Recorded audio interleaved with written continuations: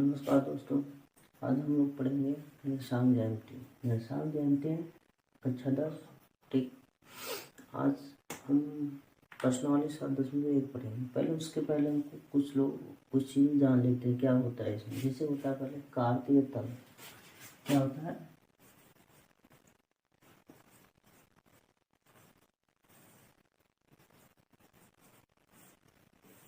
कार्तीय तल, इसको क्या होता है इसको समझते हैं। ठीक है, किसी समतल में स्थित, ठीक है, किसी समतल में स्थित दो अक्षों से बना हुआ तल जिसमें एक ऊर्ध्वाधर तल होता है, एक क्षैतिज तल होता है, उसको हम क्या बोलते हैं? कार्तीय तल। अब इस अक्ष को हम बोलते हैं वाई अक्ष। क्या बोलते हैं? वाई अक्ष। ठीक है, और इस अक्ष को बोलते हैं यक्ष अक्ष। क्या होता है? यक्ष अक्ष। ठीक है, तो इसकी कार्तीय तल की परिभाषा क्या होती है? किसी समतल में स्थित, ठीक है, एक ऊर्ध्वाधर और एक क्षैतिज अक्ष से बना तल आपको क्या कहलाता है? कार्तीय तल। अब कार्तीय तल में आपको, ठीक है, कार्तीय तल में 4 चतुर्थांश होते हैं। ये आपका प्रथम चतुर्थांश होता है, ये द्वितीय चतुर्थांश होता है, ये तृतीय चतुर्थांश होता है, अरे चौथा चतुर्थांश होता है। ठीक है, अब इसमें क्या होता है? मूल बिंदु। इसके बाद समझते क्या होता है मूल बिंदु।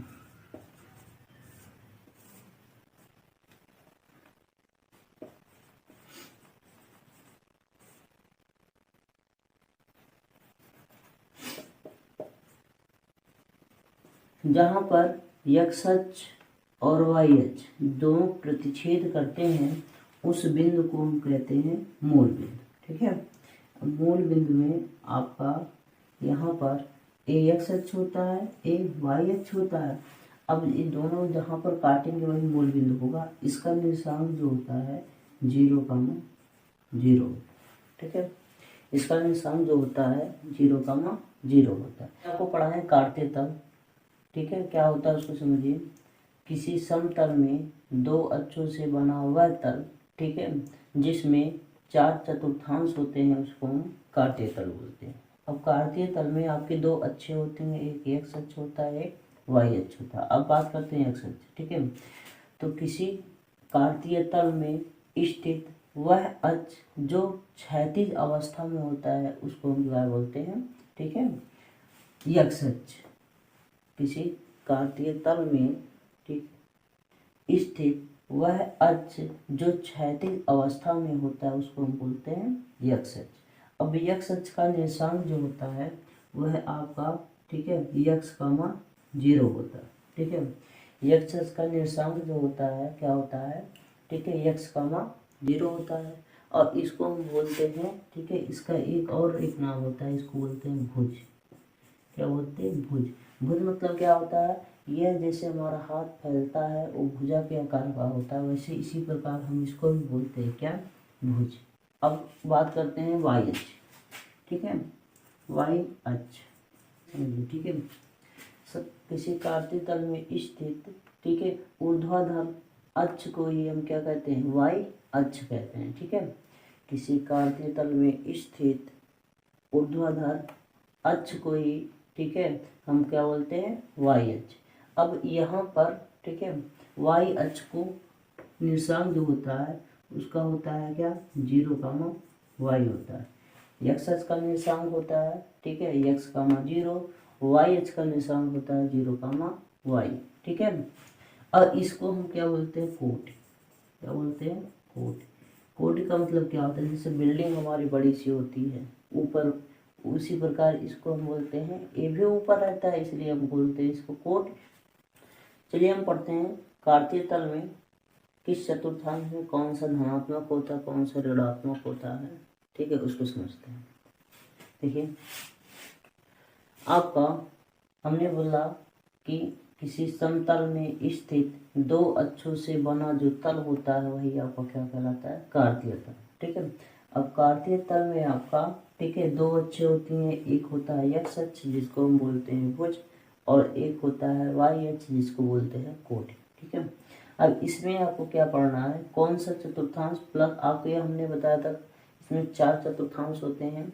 एक प्रथम चतुर्थांश इसको बोलते हैं, ठीक है, इसको द्वितीय चतुर्थांश, इसको तृतीय चतुर्थांश बोला जाता है, ये यहाँ पर चतुर्थांश होता है। इसमें देखिए क्या होता है, ठीक है, कौन सा प्लस होता है कौन सा पॉइंट। हमने कहा था मूल बिंदु से अगर हम बाईं तरफ आते हैं तो हमको x अक्ष क्या मिलता है, धनात्मक मिलता है, और मूल बिंदु से जब हम ऊपर की ओर जाते हैं तो y अक्ष हमको धनात्मक मिलता है। इसलिए जो प्रथम चतुर्थांश जो होता है वो क्या होता है, प्लस पाया जाता है। यहाँ बात करते हैं मूल बिंदु से अगर हम दाहिनी तरफ जाते हैं तो x अक्ष हमको ऋणात्मक मिलता है, इसलिए यह x अक्ष क्या होता है, ऋणात्मक होता है। मूल बिंदु से ऊपर की ओर जाते हैं तो y अक्ष हमको धनात्मक मिलता है, तो इसका निशान होता है माइनस कॉमा प्लस, यानी कि x अक्ष ऋणात्मक होता है और y अक्ष क्या होता है, धनात्मक। तीसरे में बात करते हैं मूल बिंदु से हम बाईं तरफ जाते हैं, x अक्ष हमको ऋणात्मक मिलता है, और मूल बिंदु से नीचे की ओर आते हैं तो y अक्ष क्या होता है, ऋणात्मक होता है, यानी कि इसमें आपका x और y दोनों क्या होते हैं, ऋणात्मक। चौथे में आते हैं, इसमें बात करते हैं चौथे चतुर्थांश में मूल बिंदु से बाएं तरफ आते हैं, ठीक है, तो हमको x से धनात्मक मिलता है, और मूल बिंदु से जब हम, ठीक है, नीचे की ओर आते हैं तो हमको y अक्ष क्या मिलता है, ऋणात्मक, यानी कि इसका निशान होता है प्लस कॉमा माइनस। ठीक, बात करते हैं हम, ठीक है, दो बिंदुओं के बीच की दूरी के बीच अगर हमको उसकी दूरी, जैसे दो बिंदु आपको सपोज दैट यहाँ पर एक बिंदु है, यहाँ पर दूसरा बिंदु है, अब इसके बीच की हमको अगर दूरी निकालनी है, ठीक है, तो वह हम कैसे निकालते हैं, ठीक है, तो मान लेते हैं एक बिंदु ए है और एक बिंदु क्या है, ठीक है, बी है। अब इसके बीच की दूरी हमको निकालनी है, कैसे निकालेंगे, ठीक है, तो हमको यहाँ पर मान लेते हैं इसका निर्देशांक है x1 और क्या है y1, ठीक है, और इसका निशान मान लेते हैं क्या है, x2 है, और इसका क्या मान लेते हैं, y2, ठीक है। अब यहाँ पर आपको दो बिंदु हैं, एक बिंदु है ए, दूसरा है बी। अब इसके निर्देशांक है ए के हैं x1 और बी y1, ठीक है, और बी के हैं x2 कॉमा और y2, ठीक है। अब इसके बीच की दूरी आपको निकालनी है, तो दो बिंदुओं के बीच की दूरी का फार्मूला होता है, यानी कि दूरी बराबर आपका क्या होता है, ठीक है, अंडर रूट, ठीक, आपका होता है x2 माइनस x1 का होल स्क्वायर प्लस, ठीक है, y2 माइनस y1 का होल स्क्वायर, ठीक है। आपको दो बिंदुओं के बीच की दूरी का फार्मूला जो होता है, दूरी बराबर अंडर रूट, ठीक है, x2 माइनस x1 का whole square plus y2 minus y1 का होल स्क्वायर। देखिए आपको लिखा है दो बिंदुओं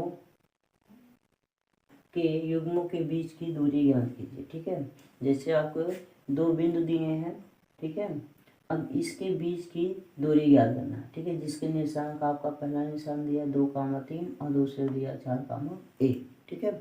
अब इसको कैसे लगाते हैं, मान लेते हैं एक बिंदु यहाँ है आपका और दूसरा बिंदु यहाँ है, ठीक है।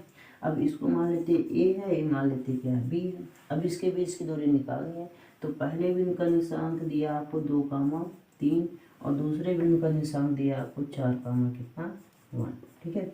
अब इसके बीच की दूरी, तो अभी हमने आपको फार्मूला बताया था दो बिंदुओं के बीच की दूरी, यानी कि ए बी बराबर आपको बताया गया था, ठीक है, अंडर रूट होता है आपका x2 माइनस x1 का whole square plus y2 minus y1 का होल स्क्वायर, ठीक है। अब इसी फार्मूले पर रख करके इन दोनों बिंदुओं के बीच की दूरी निकालते हैं, कैसे निकालते हैं उसको देखिए, ठीक है। आपका ये भी बराबर हो जाएगा क्या, अंडर रूट, ठीक है। बात करते हैं हमारा x2 वैल्यू कितना 4 है और x1 की वैल्यू कितना है 1 है, ठीक है। तो यहाँ पर रखेंगे 4 माइनस 2 का होल स्क्वायर प्लस, ठीक है, y2 वैल्यू 1 है, y1 की वैल्यू क्या है 3 है, तो यहाँ रखेंगे 1 माइनस 3 का होल स्क्वायर। अब सॉल्व करते हैं इसको, तो आपका ए बी बराबर क्या होगा अंडर रूट, ठीक है, 4 मन से 2 जाएगा, 2 आएगा 2 का होल स्क्वायर प्लस, ठीक है, -3 से +1 घटेगा तो -2 का होल स्क्वायर। ठीक है, अब देखिए, ठीक है, यहाँ बताते हैं आपका ए बी बराबर क्या हो जाएगा, ए बी बराबर हो जाएगा, ठीक है, आपका √2 का वर्ग होता है 4 और -2 का वर्ग भी होता है क्या, प्लस आपका 4, तो 4 4 8, तो ए बी बराबर आपका हो जाएगा, ठीक है, √8। अब इसका जब वर्गमूल निकालेंगे तो ए बी बराबर आपको आएगा, ठीक है, 2√2, अर्थात आपका, ठीक है, दो बिंदुओं के बीच की दूरी का जो, ठीक है, दूरी आएगी, ठीक है, 2√2 इकाई। यही आपका क्या होगा आंसर। ठीक है, तो आगे की वीडियो अब, ठीक है, अगली वीडियो में डालेंगे आगे का क्वेश्चन। इतने के लिए